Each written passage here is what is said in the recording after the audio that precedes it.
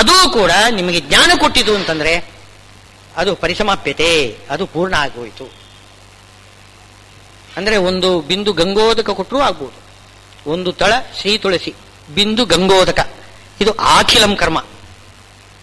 ಆಖಿಲಂ ಕರ್ಮ ಅದು ಕೂಡ ಜ್ಞಾನಜನಕ ಆಗ್ತದೆ. ಜ್ಞಾನಜನಕ ಆದರೆ ಅಂದರೆ ಆ ಭಾವನೆಯಿಂದ ಸಮರ್ಪಣೆ ಮಾಡಿದರೆ ಅದು ಪೂರ್ಣ ಫಲ ಕೊಡ್ತದೆ. ಅದೇ ಎಷ್ಟು ದೊಡ್ಡ ಒಂದು ಪದಾರ್ಥವನ್ನು ಸಮರ್ಪಣೆ ಮಾಡಿದರೂ ಕೂಡ ಅದನ್ನು ನಾವು ಏನು ಹೇಳಬೇಕು? ತುಳಸಿ ದಳ ಅಂತ ಹೇಳಬೇಕು ಹೊರತು ನಾನು ದೊಡ್ಡದು ಕೊಟ್ಟಿದ್ದೇನೆ ಅಂತ ಮಾತ್ರ ಹೇಳಬಾರದು. ದೊಡ್ಡದು ಕೊಟ್ಟಿದ್ದೇನೆ ಅಂತಂದು ಬಿಟ್ರೆ ಮುಗಿದೋಯ್ತು, ಅದ್ರಲ್ಲಿ ಏನು ಫಲನೇ ಇಲ್ಲ. ನಾನೇನು ದೊಡ್ಡದು ಕೊಟ್ಟಿಲ್ಲ, ತುಳಸಿ ದಳ ಕೊಟ್ಟಿದ್ದೇನೆ ಅಂತನ್ಬೇಕು. ಆವಾಗ ಅದು ಸಫಲ ಆಗ್ತದೆ. ಸರ್ವಂ ಕರ್ಮ ಅಖಿಲಂ ಪಾರ್ಥ ಜ್ಞಾನೇ ಪರಿಸಮಾಪ್ಯತೆ ತದ್ವಿಧಿ ಪ್ರಣಿಪಾತನೆ. ಇದನ್ನು ಈ ಕರ್ಮದ ರಹಸ್ಯವನ್ನು ತಿಳ್ಕೊಳ್ಬೇಕಾಗಿದ್ರೆ ತಿಳಿದವರಲ್ಲಿ ಹೋಗಿ ಬೇಡಿಕೊಳ್ಬೇಕು. ಪ್ರಣಿಪಾತೇನ ಮೊದಲು ನಮಸ್ಕಾರ ಮಾಡಬೇಕಂತ, ಆಮೇಲೆ ಸೇವಾ ಮಾಡಬೇಕು ಅಂತ, ಆಮೇಲೆ ಪ್ರಶ್ನೆ ಮಾಡ್ಬೇಕಂತೆ. ಪ್ರಶ್ನೆ ಮಾಡುವುದು ಅಂದ್ರೆ ಜಿಜ್ಞಾಸ. ಇದನ್ನು ತಿಳಿಬೇಕು ಅಂತ ಜಿಜ್ಞಾಸ ಹೇಳಬೇಕು, ತಿಳಿಸ್ಬೇಕು. ಇದನ್ನು ಹೇಳಿ ಇದನ್ನು ಹೇಳಿ ಅಂತ ಕೇಳ್ಕೊಳ್ಬೇಕು. ತದ್ವಿಧಿ ಪ್ರಣಿಪಾತೇನ ಪರಿಪ್ರಶ್ನೇನ ಸೇವಯ. ಪ್ರಣಿಪಾತ, ಸೇವಾ, ಪರಿಪ್ರಶ್ನ, ಈ ಮೂರು. ಉಪದೇಶಂತಿತೇ ಜ್ಞಾನಂ ಜ್ಞಾನಿನಃ ತತ್ವದರ್ಶಿನಃ. ತತ್ವದರ್ಶಿಗಳಾಗಿರತಕ್ಕಂತಹ ಜ್ಞಾನಿಗಳು ನಿನಗೆ ಉಪದೇಶ ಮಾಡ್ತಾರೆ. ಯಾರಿಗೆ? ಅರ್ಜುನನಿಗೆ. ಎಲ್ಲ ತಾನೇ ಮಾಡ್ತಾ ಇದ್ದಾನೆ. ಅದು ತನ್ನನ್ನೇ ಪರೋಕ್ಷವಾಗಿ ಹೇಳ್ತಕ್ಕಂಥದ್ದು ಮಾತುಗಳು ಗೀತೆಯಲ್ಲಿ ಅಲ್ಲಲ್ಲಿ ಬರ್ತದೆ. ಈಶ್ವರ ಸರ್ವಭೂತಾನಾಂ ಹೃದಯೇಶೇ ಅರ್ಜುನ ತಿಷ್ಠತಿ ಅಂತ. ತಿಷ್ಠತಿ ಏನು? ಈಶ್ವರ ಎಲ್ಲರ ಹೃದಯದಲ್ಲಿ ಇದ್ದಾನೆ ಅಂತ ಜೀವನಿಗೆ, ಅರ್ಜುನನಿಗೆ ಉಪದೇಶ ಕೃಷ್ಣಂದು. ಯಾಕೆ? ನಾನೇ ಅಂತ ಹೇಳ್ಬಾರ್ದ?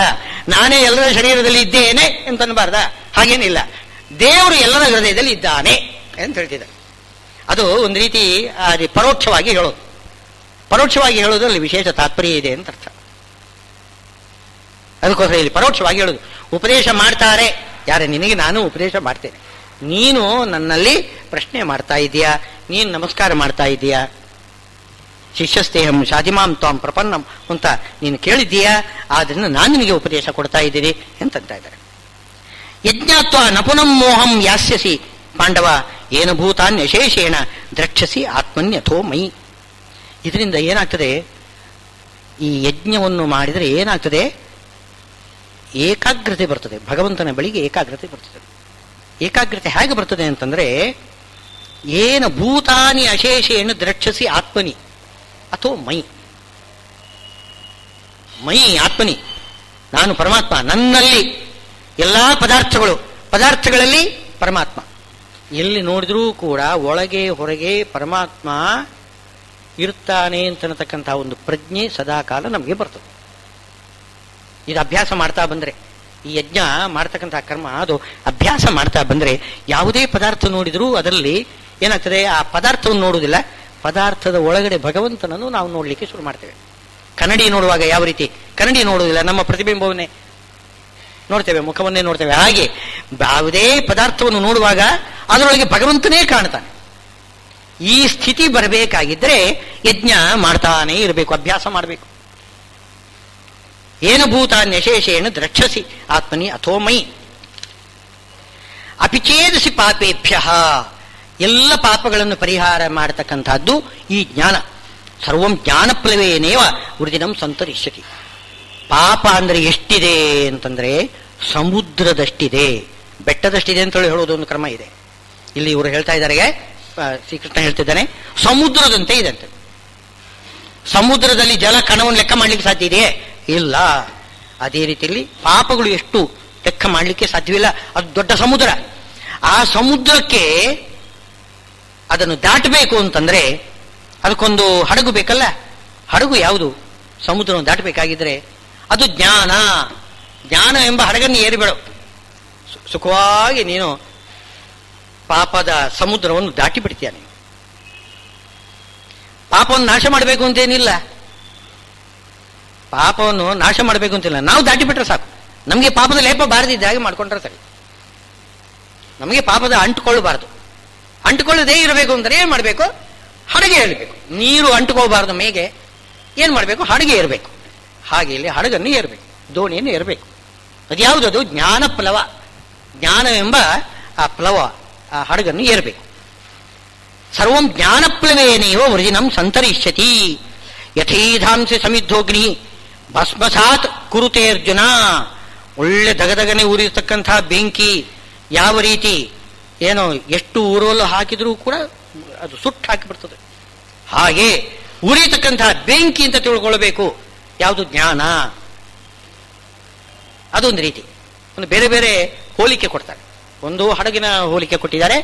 ಈಗ ಹೇಳ್ತಿದ್ದಾರೆ ಬೆಂಕಿ, ಉರಿಯತಕ್ಕಂತಹ ಬೆಂಕಿಗೆ ಯಾವ ರೀತಿ ನಾವು ಸಮಿತನ್ನು ಹಾಕಿದರೆ, ಸಮಿತಿಗಳನ್ನು ಹಾಕಿದರೆ ಹೋಮಕ್ಕೆ ಅದು ಸುಟ್ಟು ಬಿಡ್ತದೆ. ಹಾಗೆ ಎಲ್ಲಾ ಪಾಪಗಳನ್ನು ಜ್ಞಾನವೆಂಬ ಅಗ್ನಿ ಸುಟ್ಟು ಹಾಕಿಬಿಡ್ತದೆ. ನಹಿ ಜ್ಞಾನೇನ ಸದೃಢಂ ಪವಿತ್ರಮಿಹ ವಿದ್ಯತೆ. ಜ್ಞಾನದಿಂದೇ ಪವಿತ್ರವಾಗಿರತಕ್ಕಂಥದ್ದು ಇನ್ಯಾವುದು ಇಲ್ಲ. ಪವಿತ್ರ ಗಂಗಾದಿ ತೀರ್ಥ ಏನು ಮಾಡ್ತದೆ? ಗಂಗಾದಿ ತೀರ್ಥ ಹಿಂದೆ ಮಾಡಿರತಕ್ಕಂಥ ಕೆಲವು ಪಾಪಗಳನ್ನು ಸುಟ್ಟಾಗ್ತದೆ. ಎಲ್ಲ ಪಾಪಗಳು ಸುಟ್ಟು ಹೋಗುವುದಿಲ್ಲ. ಗಂಗಾ ಸ್ನಾನದಿಂದಲೂ ಕೂಡ ಕೆಲವು ಪಾಪ ಸುಟ್ಟೋಗ್ತದೆ. ಅದು ಹಿಂದೆ ಮಾಡಿದ್ದು. ಇನ್ನು ಮುಂದೆ ಮಾಡಿದರೆ ಏನ್ ಗತಿ? ಜ್ಞಾನದಲ್ಲಿ ಹಾಗಲ್ಲ. ಒಮ್ಮೆ ಜ್ಞಾನ ಬಂತು ಅಂತಂದ್ರೆ ಹಿಂದೆ ಮಾಡಿದ್ದು ಎಲ್ಲ ನಾಶ ಆಗ್ತದೆ, ಮುಂದಿನ ಪಾಪ ಅಂಟುವುದೇ ಇಲ್ಲ ಅಂತ ಬ್ರಹ್ಮಸೂತ್ರದಲ್ಲಿ ಹೇಳಿದ್ದಾರೆ. ಅದನ್ನು ತದಧಿಗಮೇ ಏನೋ ಎಲ್ಲ ಹಿಂದಿಂದೆಲ್ಲ ನಾಶ ಆಗಿಬಿಡ್ತದೆ, ಮುಂದಿಂದು ಲೇಪ ಆಗುವುದಿಲ್ಲ. ಪೂರ್ವಾಘಯೋ ಉತ್ತರ ಪೂರ್ವಾಘಯೋ ಅಶ್ಲೇಷ ವಿನಾಶವು ಅಂತಂದಿದ್ದಾರೆ. ಉತ್ತರ ಪೂರ್ವ, ಉತ್ತರದ್ದು ಅಶ್ಲೇಷ, ಪೂರ್ವದ್ದು ವಿನಾಶ. ಈ ರೀತಿ ಎಲ್ಲ ಪಾಪಗಳನ್ನು ಕಳೆಯತಕ್ಕಂಥದ್ದು. ಇಲ್ಲಿ ಪ್ರಶ್ನೆ ಬರ್ತದೆ, ಜ್ಞಾನ ಜ್ಞಾನ ಅಂತ ಒಂದೇ ಸಮನೆ ಹೇಳ್ಕೊಂಡು ಬಂದಿದ್ದಾರೆ, ಅಂದ್ರೆ ಭಕ್ತಿ ಬೇಡವೋ ಅಂತ ಒಂದು ಪ್ರಶ್ನೆ ಬರ್ತದೆ. ಎಲ್ಲ ಕಡೆ ಜ್ಞಾನವನ್ನೇ ಹೊಗಳ್ತಿದ್ದಾನೆ, ಭಕ್ತಿ ಅಂತನ್ನೋದು ಗೊತ್ತೇ ಇಲ್ವಾ ಈ ಭಗವದ್ಗೀತೆಗೆ ಅಂತಂದ್ರೆ, ಭಕ್ತ್ಯಾತ್ವನನ್ನೇ ಶಕ್ಯ ಅಹಮೇವಂ ವಿಧೋರ್ಜುನ ಅಂತ ಮುಂದೆ ಕೇಳ್ತಾನೆ. ಭಕ್ತಿಯ ಬಗ್ಗೆನೂ ಹೇಳ್ತಿದ್ದಾನೆ. ಇಲ್ಲಿ ಬರೀ ಜ್ಞಾನವನ್ನೇ ಹೇಳ್ತಿದ್ದಾನೆ. ಯಾಕೆ ಇದು ಇದು ಏನ್ ಮಾಡ್ತಾರೆ? ಇಂತಹ ಶಬ್ದಗಳೆಲ್ಲ ಸ್ವಲ್ಪ ಅದು ಬೇಕು ಗೊಂದಲ ಉಂಟು ಮಾಡಬೇಕು ಅಂತಲೇ ಅಂತಹ ಶಬ್ದಗಳೆಲ್ಲ ಪ್ರಯೋಗ ಮಾಡ್ತಾನೆ. ಶಾಸ್ತ್ರದಲ್ಲಿ ಹಾಗೇನೆ ಇರುವುದು. ನಾವು ವಿಚಾರ ಮಾಡಿ ತಿಳ್ಕೊಳ್ಬೇಕು ಹೊರತು ಮೇಲ್ನೋಟಕ್ಕೆ ಏನು ಹೇಳಿದೆ ಅದನ್ನು ಹಾಗೇನೆ ತಗೊಳ್ಳೋದಲ್ಲ. ಭಕ್ತಿ ಬೇಡ, ವೈರಾಗ್ಯ ಬೇಡ, ಜ್ಞಾನ ಸಾಕು ಅಂತ ಹೇಳಿದಾಗ ಆಯ್ತು. ಹಾಗಲ್ಲ. ಕೆಲವರು ಹಾಗೇನೆ ಹೇಳ್ತಾರೆ, ಜ್ಞಾನ ಸಾಕು, ಭಕ್ತಿ ಬೇಡ. ಭಕ್ತಿ ಬೇಡ, ದ್ವೇಷ ಇದ್ರೂ ನಡೀತದೆ ಅಂತ ಹೇಳ್ತಾರೆ. ಪರಮಾತ್ಮ ದ್ವೇಷ ಮಾಡಿದ್ರೂ ಆಗ್ತದೆ ಅಂತ. ಭಾಗವತದಲ್ಲಿ ಎಷ್ಟೋ ಕಥೆಗಳೆಲ್ಲ ಬರ್ತದೆ. ಯಾವನು ಶಿಶುಪಾಲ ತುಂಬಾ ದ್ವೇಷ ಮಾಡಿದ್ದಾನೆ, 100 ಅಪರಾಧ ಮಾಡಿದಾನಂತೆ. 100 ಅಪರಾಧ ಮಾಡಿ ಪೂರ್ತಿಯಾದಾಗ ಅವನು ಶಿರಚ್ಛೇದ ಮಾಡಿಬಿಟ್ಟು ಸಾಹಿತ್ಯ ಕೊಟ್ಟುಬಿಟ್ಟ ಭಗವಂತ. 100 ಅಪರಾಧ ಮಾಡಿದ್ದಕ್ಕೆ ಫಲ ಇದು. ಏನ್ ದ್ವೇಷ ಮಾಡಿದ್ದಕ್ಕೆ ಫಲ ನೋಡಿದ್ರೆ ಹಾಗ ಅನ್ಸದೆ. ದ್ವೇಷ ಮಾಡಿದರೂ ಫಲ ಸಿಗ್ತದೆ ಅಂತ ಹಾಗೆ ಒಪ್ಪಿದವರು ಇದ್ದಾರೆ. ಯಾರು ರಾಮಾನುಜ ಸಂಪ್ರದಾಯ ಅವರು ಹಾಗೆ ಹೇಳ್ತಾರೆ, ದ್ವೇಷದಿಂದಲೂ ಪರಮಾತ್ಮನ ಪ್ರಾಪ್ತಿ ಆಗ್ತದೆ. ನೀವೇನು ಮಾಡಬೇಕು ಅಂದರೆ ಭಗವಂತನ ಧ್ಯಾನ ಮಾಡಬೇಕಷ್ಟೆ, ಅದು ಮುಖ್ಯ. ಅದು ಭಗವಂತನ ಧ್ಯಾನ ಮಾಡಬೇಕಾದ್ರೆ ಮನಸ್ಸು ನಿಲ್ಲಬೇಕಲ್ಲ. ನಿಲ್ಲುವುದು ಸಾಮಾನ್ಯವಾಗಿ ನಾವು ಎಷ್ಟು ಪ್ರೀತಿಸ್ತೇವೆ, ಪ್ರೀತಿಸ್ತಕ್ಕಂತಹ ಪದಾರ್ಥದಲ್ಲಿಯೂ ಕೂಡ ಮನಸ್ಸು ನಿಲ್ಲಬಹುದು. ದ್ವೇಷಿಸ್ತಕ್ಕಂತಹ ಪದಾರ್ಥದಲ್ಲಿ ಇನ್ನೂ ಜಾಸ್ತಿ ಮನಸ್ಸು ಗಾಢವಾಗಿರ್ತದಂತೆ, ಮರಿಲಿಕ್ಕೆ ಆಗುವುದಿಲ್ಲ. ಪ್ರಿಯವಾದ ಪದಾರ್ಥಗಳನ್ನಾದ್ರೂ ನಾವು ಮರೆತು ಬಿಡ್ತೇವೆ. ಆ ದ್ವೇಷ ಉಂಟಲ್ಲ, ಅದು ಬಹಳ ಏನೋ ಅಂಥ ಏಕಾಗ್ರತೆ ತಂದು ಕೊಡ್ತದೆ. ಹಾಗೆ ಏಕಾಗ್ರತೆ ಬಂತು ಅಂತಂದ್ರೆ ಮೋಕ್ಷ. ಆದ್ರಿಂದ ದ್ವೇಷದಿಂದಲೂ ಮೋಕ್ಷ ಅಂತೇಳಿ ಹೇಳ್ತಕ್ಕಂಥವ್ರು ಇದ್ದಾರೆ. ಕೊನೆಗೆ ಇದೆಲ್ಲ ನೀವು ಹೇಳಿದರೂ ಕೂಡ ಅಲ್ಲಿ ಆ ಮಾತು ಬರ್ತದೆ, ಭಾಗವತದಲ್ಲಿ ಆ ಮಾತು ಬರ್ತದೆ. ದ್ವೇಷದಿಂದಲೂ ದ್ವೇಷಾತ್ ಚೈದ್ಯಾದಯೋ ನೃಪಾಹ, ದ್ವೇಷದಿಂದ ಚೈದ್ಯ ಮುಂತಾದ ರಾಜರುಗಳು ಮೋಕ್ಷ ಪಡೆದಿದ್ದಾರೆ ಎಂತ ಮಾತು ಸ್ಪಷ್ಟ ಇದೆ. ದ್ವೇಷಾತ್ ಚೈದ್ಯಾದಯೋ ನೃಪಾಹ. ಈ ಮಾತುಗಳೆಲ್ಲ ಅರ್ಥ ಹೇಳಬೇಕು, ನಾವು ಸರಿಯಾಗಿ ಅರ್ಥ ಮಾಡಬೇಕು. ಯಾಕೆ ಅದು ಹೇಳಿದ್ದನ್ನು ಹಾಗೆಯೇ ತಗೊಂಡ್ಬಿಟ್ರೆ ಏನಾಗ್ತದೆ, ಪ್ರಮಾಣ ವಿರೋಧ ಬರ್ತದೆ. ವಿರೋಧ ಪರಿಹಾರ ಮಾಡಬೇಕೋ ಬೇಡವೋ? ಪರಮಾತ್ಮನಲ್ಲಿ ಭಕ್ತಿ ಮಾಡಬೇಕು. ಭಕ್ತ್ಯಾತ್ವನನ್ನೇ ಶಕ್ಯ ಅಹಮೇವ ವಿಧೋರ್ಜುನ ಅಂತ ಸ್ಪಷ್ಟವಾಗಿ ಭಕ್ತಿಯಿಂದಲೇ ಮಾಡಬೇಕು. ಭಾಗವತರಿಗೇನೆ ಇಡೀ ಭಾಗವತ ಹೊರಟಿರೋದು ಭಾಗವತರ ಬಗ್ಗೆ ಹೇಳಲಿಕ್ಕೋ ಅಥವಾ ಭಗವದ್ವೇಷಿಗಳಿಗೆ ಬಗ್ಗೆ ಹೇಳಲಿಕ್ಕೋ? ಭಾಗವತ ಹೊರಟಿದ್ದು ನೀವು ಭಕ್ತಿ ಬೇಕಾಗಿಲ್ಲ, ಭಾಗವತರಾಗುವುದು ಬೇಡ, ದ್ವೇಷಗಳಾದರೂ ಮೋಕ್ಷ ಸಿಗ್ತದೆ ಅಂತೇಳಿ ಹೇಳ್ಬಿಡ್ತಾರೆ, ಅದು ಭಾಗವತ ಆಗ್ತದೇನೋ? ಭಾಗವತದ ಮುಖ್ಯ ಉದ್ದೇಶ ಏನು ಅದೆಲ್ಲ ನೋಡಬೇಕು, ಬೇರೆ ಪ್ರಮಾಣಗಳೆಲ್ಲ ನೋಡಬೇಕು. ಆಯಿಂದ ದ್ವೇಷದಿಂದ ಮುಕ್ತಿ ಅಂತ ಹೇಳಿದ್ದನ್ನು ಹಾಗೆಯೇ ಒಪ್ಪುಕೊಂಡು ಬಿಟ್ರೆ ತಪ್ಪಾಗ್ತದೆ. ಅದಕ್ಕೆ ಅವರು ಕಷ್ಟಪಟ್ಟು ಏನ್ ಮಾಡ್ತಾರೆ ಅಂತಂದ್ರೆ, ಆ ಒಂದು ಧ್ಯಾನ ಮಾಡ್ತಾ ಮಾಡ್ತಾ ಇರುವಾಗ ಯಾವಾಗ ಆ ಭಗವಂತನ ಮೂರ್ತಿ ಕಣ್ಣ ಮುಂದೆ ನಿಂತುಕೊಂಡಿರ್ತದೆ, ಇದ್ದಕ್ಕಿದ್ದ ಹಾಗೆ ದ್ವೇಷ ಮರೆ ಹಾಕಿಬಿಡ್ತದೆ, ದ್ವೇಷ ಮರೆತು ಬಿಡ್ತದತ್ತೆ. ಭಗವಂತನ ಮೂರ್ತಿ ಮಾತ್ರ ಕಣ್ಣಿಗೆ ಕಾಣಿಸ್ತದೆ, ಸುಂದರವಾದ ಮೂರ್ತಿ ಕಣ್ಣಿಗೆ ಕಾಣಿಸ್ತದೆ, ತಕ್ಷಣ ಮೋಕ್ಷ. ಇದೆಲ್ಲ ಇಲ್ಲ, ಹಾಗೇನಿಲ್ಲ. ಅದು ಅನುಭವ ವಿರುದ್ಧ. ದ್ವೇಷದಿಂದ ಏಕಾಗ್ರತೆಯಿಂದ ಧ್ಯಾನ ಮಾಡ್ತಾ ಇರುವಾಗ ಇದ್ದಕ್ಕಿದ್ದಾಗ ದ್ವೇಷವನ್ನು ಮರೆಯುವುದು ಅಂದ್ರೆ ಹೇಗೆ? ವಿರುದ್ಧ. ಅದ್ವೈತಿಗಳು ಹಾಗೇನೆ ಏನ್ ಮಾಡ್ತಾರೆ, ಭೇದವನ್ನು ಚಿಂತನೆ ಮಾಡ್ತಾ ಇರಬೇಕಂತೆ. ಆ ಭೇದ ಮರೆತು ಹೋಗುತ್ತಂತ, ಆಮೇಲೆ ಭೇದ ಮರೆತು ಹೋಗ್ತದೆ, ಅಭೇದ ಬಂದ್ಬಿಡ್ತದೆ. ಜೀವ ಬ್ರಹ್ಮೈಕ್ಯ, ಮೋಕ್ಷ, ಅಹಂ ಬ್ರಹ್ಮಾಸ್ಮಿ. ಅಷ್ಟರವರೆಗೆ ಅಹಂ ಬ್ರಹ್ಮಾಸ್ಮಿ ನಿಮಗೆ ಧ್ಯಾನ ಮಾಡ್ಲಿಕ್ಕೆ ಬರುವುದಿಲ್ಲ ಅಂತಂದ್ರೆ ನೀವೇನು ಮಾಡಬೇಕು? ಅವನಿಗೆ ದಾಸಃ ಅಂತ, ಅವನು ಈಶಾ, ನಾನು ದಾಸ, ದಾಸೋಹಂ, ಆಮೇಲೆ ಸೋಹಂ. ದಾಸೋಹಂ ಎಂಬುದು ಉಪಾಸನೆ ಮಾಡಿ ಮಾಡಿ ಮಾಡಿ ಮಾಡಿ ಆ ಪರಮಾತ್ಮ ಎದುರುಗಡೆ ಬಂದು ನಿಂತರೆ ಅವಾಗ ಸೋಹಂ ತನ್. ಈಗ ಆ ದೋಷಂ ಎಲ್ಲ ಮರೆತು ಬಿಡ್ಬೇಕಂತ ಸಾಧ್ಯವೇ ಇಲ್ಲ. ನೀವು ಯಾವುದನ್ನು ಹೆಚ್ಚು ಧ್ಯಾನ ಮಾಡ್ತಾ ಇದ್ದೀರಿ ಅದನ್ನು ಮರೀಲಿಕ್ಕೆ ಸಾಧ್ಯವಿಲ್ಲ. ದ್ವೇಷವನ್ನು ಧ್ಯಾನ ಮಾಡ್ತಾ ಇದ್ರೆ ನೀವು ಅದನ್ನು ಮರೀಲಿಕ್ಕೆ ಸಾಧ್ಯವಿಲ್ಲ. ಇದೆಲ್ಲ ಪ್ರಾಯೋಗಿಕ ಅಲ್ಲ, ಸುಮ್ಮನೆ ಏನೋ ಒಂದು ಕಲ್ಪನೆ ಮಾಡಿ ಹೇಳ್ತಕ್ಕಂಥದ್ದು ಹಾಗಲ್ಲ. ಜ್ಞಾನದಿಂದ ಅಂದ್ರೆ ಜ್ಞಾನ ಶಬ್ದಕ್ಕೆ ಭಕ್ತಿ ಅಂತ ಅರ್ಥ. ಜ್ಞಾನ ಶಬ್ದಕ್ಕೇನೆ ಭಕ್ತಿ ಅಂತ ಅರ್ಥ. ಯಾಕೆಂದ್ರೆ ಭಕ್ತಿ ಅಂದ್ರೆ ಏನು?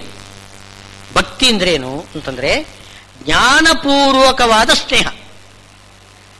ದೊಡ್ಡವನು ಅಂತ ತಿಳ್ಕೊಂಡು ಪ್ರೀತಿ ಮಾಡಿದರೆ ಅದು ಭಕ್ತಿ. ಸಣ್ಣವನು ಅಂತ ಪ್ರೀತಿ ಮಾಡಿದರೆ ಅದಕ್ಕೆ ವಾತ್ಸಲ್ಯ ಅಂತ ಹೇಳ್ತಾರೆ. ಸಮಾನಿಕನು ಅಂತ ತಿಳ್ಕೊಂಡು ಪ್ರೀತಿ ಮಾಡಿದರೆ ಅದು ಸ್ನೇಹ ಆಗ್ತದೆ. ದೊಡ್ಡವರಲ್ಲಿ ಭಕ್ತಿ, ಸಮಾನರಲ್ಲಿ ಸ್ನೇಹ, ಸಣ್ಣವರಲ್ಲಿ ವಾತ್ಸಲ್ಯ. ಆದ್ರಿಂದ ದೊಡ್ಡವರು ಅಂತಂದ್ರೆ ದೊಡ್ಡವರು ಅಂತಕ್ಕಂಥ ಜ್ಞಾನ ಬೇಕು. ಅವನು ದೊಡ್ಡವನು, ಇದು ಜ್ಞಾನ. ಜ್ಞಾನಪೂರ್ವಕವಾದ ಸ್ನೇಹ ಏನಿದೆ ಅದನ್ನೇ ಭಕ್ತಿ ಅಂತ ಹೇಳೋದು. ಆ ಭಕ್ತಿಯನ್ನೇ ಜ್ಞಾನ ಅಂತ ಕರೀತಾರೆ. ಅದು ಜ್ಞಾನಪೂರ್ವಕವಾದ್ದರಿಂದ. ಸ್ನೇಹ ಅಂತಲೂ ಕರೀತಾರೆ, ಪ್ರೀತಿ ಅಂತಲೂ ಕರೀತಾರೆ ಭಕ್ತಿಯನ್ನು. ಎರಡೂ ಹೆಸರಿನಿಂದ ಕರೀಬಹುದು. ಅಂದ್ರೆ ಇಲ್ಲಿ ಭಕ್ತಿಯನ್ನೇ ಇಲ್ಲಿ ಜ್ಞಾನ ಅಂತ ಕರೆದಿದೆ. ಅಂದ ನೈಜ್ಞಾನೇನ ಸದೃಢಂ, ಭಕ್ತಿಗೆ ಸಮಾನವಾದ್ದಿಲ್ಲ ಅಂತ. ಜ್ಞಾನ ಬೇಕು, ಜ್ಞಾನ ಇಲ್ಲದೆ ಯಾವುದು ಭಗವಂತನ ಒಲ್ಮೆ ಬರಲಿಕ್ಕೆ ಸಾಧ್ಯನೇ ಇಲ್ಲ ಹೇಳ್ತಾರೆ. ಆ ಜ್ಞಾನ ಬರಬೇಕಾಗಿದ್ರೆ ಯೋಗ ಸಂಸಿದ್ಧ. ಯೋಗ, ಯೋಗ ಅಂದ್ರೆ ಇದೆ ಕರ್ಮಯೋಗ. ಕರ್ಮಯೋಗ ಅಂದ್ರೆ ಯಜ್ಞ ಮಾಡತಕ್ಕಂಥದ್ದು. ಅದರಲ್ಲಿ ಸಿದ್ಧಿ ಪಡಿಬೇಕು. ಕಾಲೇನ ಅದು ಈವಾಗಲೇ ಸಿಗ್ತದೆ ಅಂತ ನೀವು ಏನೋ ನಿರೀಕ್ಷೆ ಮಾಡಬೇಡಿ. ನಿರೀಕ್ಷೆ ಮಾಡಿ ಮಾಡಿ ಆಮೇಲೆ ನಿರಾಶರಾಗಬೇಡಿ. ಕಾಲೇನ ಆತ್ಮನಿ ವಿಂದತಿ. ಬಹುಕಾಲ ನೀವು ಈ ರೀತಿ ಯಜ್ಞ ಮಾಡ್ತಾ ಇರಿ. ಭಗವಂತ ಒಲಿತಾನೆ. ಬಹುಕಾಲ ಮಾಡಿದ್ರ ಮೇಲೆ ಅದೇ ಹೇಳ್ತಾನೆ, ಬಹುನಾಂ ಜನ್ಮನ ಮಂತೆ ಅಂತ ಸ್ಪಷ್ಟ ಭಗವಂತನೇ ಹೇಳ್ತಾನೆ. ಆದ್ರಿಂದ ಕಾಲೇನ ಆತ್ಮನಿ ವಿಂದತಿ. ಶ್ರದ್ಧಾವಾನ್ ಲಭತೆ ಜ್ಞಾನಂ. ಶ್ರದ್ಧೆ ಬೇಕು. ಶ್ರದ್ಧೆ ಇಲ್ಲದೆ ಹೋದರೆ ಜ್ಞಾನ ಬರುವುದಿಲ್ಲ. ಶ್ರದ್ಧೆ ಎಂಬುದು ಮುಖ್ಯ. ಸುಮ್ಮನೆ ಕೇಳೋಣ, ಸುಮ್ಮನೆ ಹೊತ್ತು ಕಳೀಲಿಕ್ಕೋಸ್ಕರ ಏನೋ ಟೈಮ್ ಕಿಲ್ಲಿಂಗ್, ಅದಕ್ಕೂ ಸುಮ್ಮನೆ ಕೇಳುವುದು. ಆ ಥರ ಕೇಳಿದರೆ ಮಾತ್ರ ಅದು ಉಪಯೋಗವಿಲ್ಲ. ಶ್ರದ್ಧೆಯಿಂದ ಕೇಳಬೇಕು. ಶ್ರದ್ಧೆಯಿಂದ ಕೇಳಿದರೆ ಏನಾಗ್ತದೆ, ಹೇಳಿದ್ದು ಮಾತ್ರವಲ್ಲ, ಹೇಳದೇ ಇದ್ದದ್ದು ಕೂಡ ಹೊಳಿತದಂತೆ. ಅದಕ್ಕೆ ಉಪಯುಕ್ತವಾದ್ದು ಅಂಶ, ಅದಕ್ಕೆ ಪೂರಕವಾದ್ದು ಹೇಳದೇ ಇದ್ದದ್ದು ಕೂಡ ನಾವೇ ಆಲೋಚನೆ ಮಾಡಿಕೊಂಡು ಅದನ್ನು ಬೆಳೆಸಿಕೊಳ್ತೇವೆ ಜ್ಞಾನವನ್ನು. ಶ್ರದ್ಧೆ ಇದ್ರೆ, ಇದು ಶ್ರದ್ಧೆ ಬೇಕು. ಅದನ್ನೇ ಶ್ರದ್ಧಾವಾನ್ ಲಭತೆ ಜ್ಞಾನಂ. ಮತ್ಪರಃ ಸಂಯತೇಂದ್ರಿಯ. ಇಂದ್ರಿಯ ನಿಗ್ರಹ ಮಾಡಿಕೊಳ್ಬೇಕು. ಆಗ ಏಕಾಗ್ರತೆ ಬರ್ತದೆ. ಏಕಾಗ್ರತೆಯಿಂದ ಶ್ರದ್ಧೆಯಿಂದ ಏನು ಶಾಸ್ತ್ರವನ್ನು ಶ್ರವಣ ಮಾಡಬೇಕು. ಜ್ಞಾನಂ ಲಬ್ಧ್ವಾ ಪರಾಂ ಶಾಂತಿ ಅಚರೇಣ ಅಧಿಗಚ್ಚತಿ. ಒಳ್ಳೆ ಶಾಂತಿ, ಶಾಂತಿ ಪರಾ ಶಾಂತಿ ಅಂದ್ರೆ ಒಳ್ಳೆ ಶಾಂತಿ ಅಂದ್ರೆ ಸುಖ ಅಂತ ಆ ಮೋಕ್ಷ ಸುಖ ಎಂಬುದು ಲಭ್ಯ ಆಗ್ತದೆ. ಆದರೆ ಅಜ್ಞಶ್ಚ ಅಶ್ರದ್ಧಾನಶ್ಚ ಅಜ್ಞಾನಿ ಇದಾನಲ್ಲ ಅವನು, ಅಶ್ರದ್ಧಾನ ಶ್ರದ್ಧೆ ಇಲ್ಲದಿದ್ದವನು, ಸಂಶಯಾತ್ಮ. ಈ ಮೂರು ಜನರನ್ನು ತಗೊಳ್ತಾರೆ. ಅಜ್ಞಾನಿ, ಶ್ರದ್ಧೆ ಇಲ್ಲದಿದ್ದವನು, ಸಂಶಯಾತ್ಮ. ಸಂಶಯಾತ್ಮ ಅಜ್ಞಾ ಅಂತಂದ್ರೆ ಈ ವಿನಶ್ಯತಿ ಅಂತಂದ್ರೆ ಅಜ್ಞಾನಿ ನಾಶ ಹೊಂದಿಬಿಡ್ತಾನೆ ಅಂತ. ಅಜ್ಞಾನಿ ನಾಶ ಹೊಂದುತ್ತಾನೆ ಅಂತಂದ್ರೆ ಗಾಬರಿ ಆಗುವುದು ಬೇಡ. ನಾವೆಲ್ಲರೂ ಅಜ್ಞಾನಿಗಳೇ. ಯಾರು ಅಜ್ಞಾನಿಗಳು? ಎಲ್ಲರೂ ಅಜ್ಞಾನಿಗಳೇ. ಅಜ್ಞಾನಿ ಅಂದರೆ ಶಬ್ದಕ್ಕೆ ಅರ್ಥವೇನು ಇಲ್ಲಿ ಅಂತಂದ್ರೆ, ಜ್ಞಾನಿಗಳು ಯಾರಾದರೂ ಬಂದಾಗ ಅವರಲ್ಲಿ ಏನು ಕೇಳಿ ತಿಳ್ಕೊಳ್ಳದೇ ಇರತಕ್ಕಂಥವನಿದ್ದಾನಲ್ಲ, ಅಂಥ ಅಜ್ಞಾನಿ ನರಕಕ್ಕೆ ಹೋಗ್ತಾನೆ. ದೈತ್ಯರ ದಾನವರ ಲಕ್ಷಣವನ್ನು ಶ್ರೀಮದ್ ಆಚಾರ್ಯರು ತಾತ್ಪರ್ಯದಲ್ಲಿ ಹೇಳ್ತಾರೆ. ಯಾರು ಗುರುಗಳು ಹತ್ತಿರ ಸಿಕ್ಕಿದ್ರೂ ಕೂಡ, ಅನುಕೂಲತೆ ಇದ್ರೂ ಕೂಡ, ಜ್ಞಾನ ಅಧ್ಯಯನ ಮಾಡಲಿಕ್ಕೆ ಅನುಕೂಲತೆ ಇದ್ರೂ ಕೂಡ ಅದರಲ್ಲಿ ಏನು ಬೇಡ ಅಂತ ಯಾರು ಬಿಟ್ಟು ಬಿಡ್ತಾರೆ, ಅವನು ದಾನವ ಅಂತ ಹಾಗೆ ಮಾಡ್ತಾರೆ.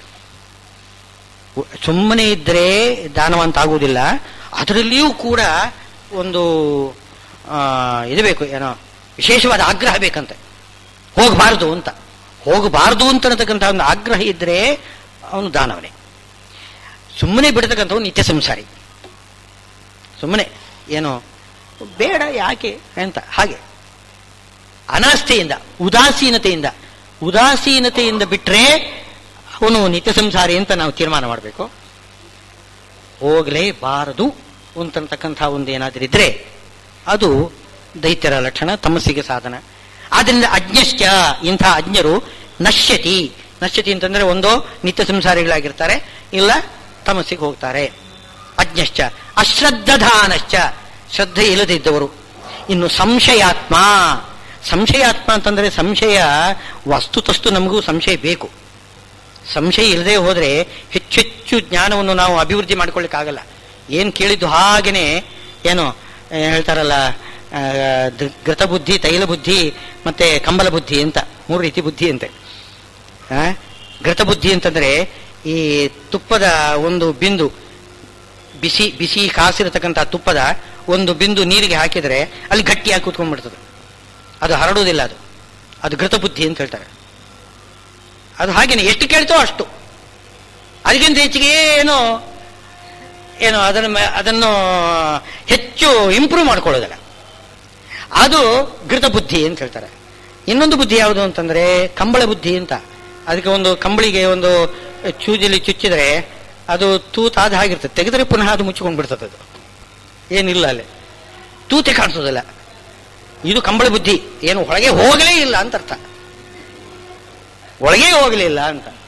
ಇನ್ನೊಂದು ತೈಲ ಬುದ್ಧಿ ಅಂತಿದೆ. ತೈಲ ಬುದ್ಧಿ ಅಂದ್ರೆ ಆ ನೀರಿಗೆ ಒಂದು ತೊಟ್ಟು ಎಣ್ಣೆ ಹಾಕಿಬಿಡ್ಬೇಕು, ಅದು ಸುತ್ತಲೂ ಹರಡ್ತದೆ.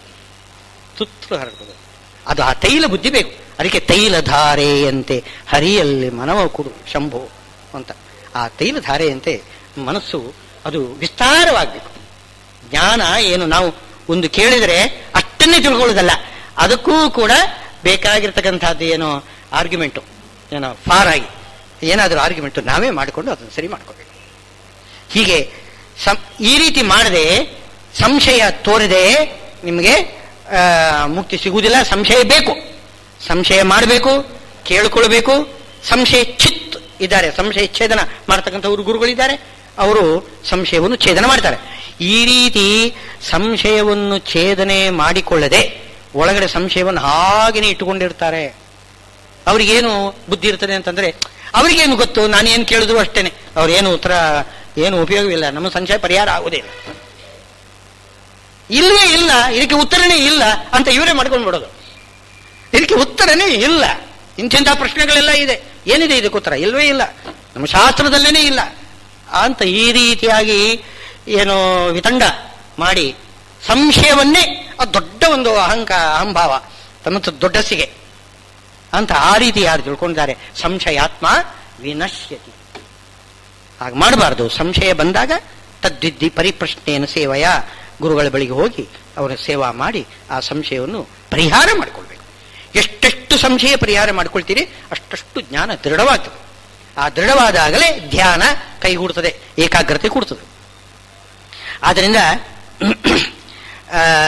ಯೋಗ ಸನ್ಯಸ್ತ ಕರ್ಮಾಣಂ ಜ್ಞಾನ ಸಂಭಿನ್ನ ಸಂಶಯಂ ಆತ್ಮವಂತಂ ನ ಕರ್ಮಾಣಿ ನಿಬಧ್ನಂತಿ.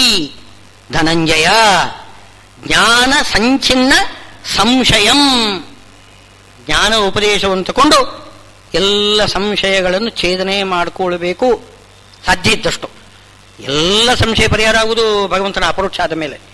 ವಿದ್ಯತೆ ಹೃದಯ ಗ್ರಂಥಿ ಛಿದ್ಯಂತೆ ಸರ್ವ ಸಂಶಯ ಕ್ಷೀಯಂತೆ ಚಾಸ್ಯ ಕರ್ಮಾಣಿ ತಸ್ಮಿನ್ ದೃಷ್ಟೇ ಪರಾವರೆ. ಪರಮಾತ್ಮನ ನೋಡಿದ ಮೇಲೇನೆ ಎಲ್ಲ ಸಂಶಯ ಪರಿಹಾರ ಆಗುವುದು. ಆದರೂ ಕೂಡ ನಾವು ಸಾಧ್ಯವಿದ್ದಷ್ಟು ನಮ್ಮ ಸಂಶಯ ಪರಿಹಾರ ಮಾಡಿಕೊಳ್ಬೇಕು. ಮಾಡಿಕೊಂಡ್ರೆ ಆವಾಗ ಆತ್ಮವಂತಂ ನ ಕರ್ಮಾಣಿ ನಿಬಧ್ನಂತಿ, ಕರ್ಮ ಬಂಧಕ ಆಗುವುದಿಲ್ಲ. ಆ ಕರ್ಮ ಎಂಬುದು ಮೋಕ್ಷಕ್ಕೆ ಕಾರಣ ಆಗ್ತದೆ. ತಸ್ಮಾತ್ ಅಜ್ಞಾನ ಸಂಭೂತಂ ಹೃತ್ಸ್ಥಂ ಜ್ಞಾನಾಸೀಮಾತ್ಮನಃ, ಜ್ಞಾನಾಸಿನ ಆತ್ಮನಃ ಚಿತ್ವೀನಂ ಸಂಶಯಂ ಯೋಗಂ ಆತಿಷ್ಠ ಉತ್ತಿಷ್ಠ. ಭಾರತ ಉತ್ತಿಷ್ಠ, ಎದ್ದೇಳು. ನಿನ್ನಲ್ಲಿರತಕ್ಕಂತಹ ಸಂಶಯ ಏನಿದೆ ಅದನ್ನೆಲ್ಲ ಜ್ಞಾನವೆಂಬ ಖಡ್ಗದಿಂದ ಕತ್ತರಿಸಿ ಹಾಕು, ಕತ್ತರಿಸಿ ಹಾಕು. ಆ ಸಂಶಯ ಯಾವುದು ಉಳಿಬಾರದು. ಎದ್ದೇಳು. ನೀನು ಸ್ವಲ್ಪ ತಡ ಮಾಡಬೇಡ, ಆಲಸ್ಯ ಮಾಡಬೇಡ. ಈ ರೀತಿ ಉಪದೇಶ ಮಾಡಿ ಶ್ರೀಕೃಷ್ಣ ಅರ್ಜುನನಿಗೆ ಅನುಗ್ರಹ ಮಾಡ್ತಾ ಇದ್ದಾನೆ. ಶ್ರೀಮದ್ ಭಗವದ್ಗೀತಾ ಉಪನಿಷತ್ತು ಬ್ರಹ್ಮವಿದ್ಯಾಯಾಮ್ ಯೋಗಶಾಸ್ತ್ರೆ ಶ್ರೀಕೃಷ್ಣಾರ್ಜುನ ಸಂವಾದಿ ಜ್ಞಾನಯೋಗೋ ನಾಮ ಚತುರ್ಥೋಧ್ಯಾಯ. ಶ್ರೀಕೃಷ್ಣಾರ್ಪಣಮಸ್ತು. ಒಂದು ಜ್ಞಾನಯಜ್ಞ, ಈ ಗೀತಾಯಜ್ಞ. ಅಲ್ಲಿ ನೈ ಗೀತಾ ಸಮಂ ಶಾಸ್ತ್ರಂ, ಏನು ಗೀತಾ ಸಮಂ ಶಾಸ್ತ್ರ, ಗೀತಕ್ಕೆ ಸಮಾನವಾದ್ದಿಲ್ಲ. ಭಾರತೇ ಎಂಬುದು ಶಾಸ್ತ್ರದಲ್ಲಿ ಶ್ರೇಷ್ಠ. ಭಾರತೇ ಗೀತಿಕಾವರ. ಭಾರತದಲ್ಲಿಯೂ ಕೂಡ ಗೀತೆ ಎಂಬುದು ಸಾರಸ. ಭಾರತ ಎಂಬುದೊಂದು ದೊಡ್ಡ ಒಂದು ಈ ಕಲ್ಪವೃಕ್ಷ. ಕಲ್ಪವೃಕ್ಷದ ರಸದ ಪುಷ್ಪ ರಸ ಇದೆಯಲ್ಲ, ಮಧು, ಅದು ಯಾವುದು ಅಂದರೆ ಮಧುಭೂತಾಂ ಗೀತಾಂ. ಶ್ರೀಮದ್ ಆಚಾರ್ಯ ಹೇಳ್ತಾರೆ ಅದು ಮಧು ರೂಪವಾಗಿರ್ತಕ್ಕಂಥದ್ದು. ಅಂತಹ ಭಗವದ್ಗೀತೆಯನ್ನು ಪಾನ ಮಾಡಿದರೆ, ರಸ ಅಮೃತವನ್ನು ಪಾನ ಮಾಡಿಬಿಟ್ರೆ ಸಾಕ್ಷಾತ್ತಾಗಿ ಮೋಕ್ಷಕ್ಕೇನೆ ಕಾರಣ ಆಗ್ತದೆ. ಅಂದರೆ ಏನು, ಕೈಮುತ್ಯ ನ್ಯಾಯದಿಂದ ನಮ್ಮ ಲೌಕಿಕವಾಗಿರ್ತಕ್ಕಂತಹ ಸಾಂಸಾರಿಕ ತಾಪತ್ರಯಗಳಿಗೂ ಕೂಡ ಪರಮಾತ್ಮ ಎಲ್ಲ ರೀತಿಯ ಪರಿಹಾರವನ್ನು ಕೊಟ್ಟು ಅನುಗ್ರಹ ಮಾಡ್ತಾನೆ. ಇಂತಹ ಒಂದು ಸಂದರ್ಭ, ಏನೋ ವಾಕ್ಶುದ್ಧಿಗಾಗಿ ನಾನು 2 ಮಾತು ಹೇಳಿದ್ದೇನೆ. ಅದರಿಂದ ಗೀತಾಚಾರ್ಯ ಪ್ರೀತನಾಗಿ ಎಲ್ಲರಿಗೂ ಕೂಡ ಏನು ಜ್ಞಾನ ಭಕ್ತಿ ವೈರಾಗ್ಯಾದಿಗಳನ್ನಿಟ್ಟು ಉದ್ಧಾರ ಮಾಡಬೇಕು ಎಂಬುದಾಗಿ ಪ್ರಾರ್ಥನೆ ಮಾಡಿ ನನ್ನ 2 ಮಾತನ್ನು ಮುಕ್ತಾಯ ಮಾಡ್ತೇನೆ. ಶ್ರೀಕೃಷ್ಣಾರ್ಪಣಮಸ್ತು.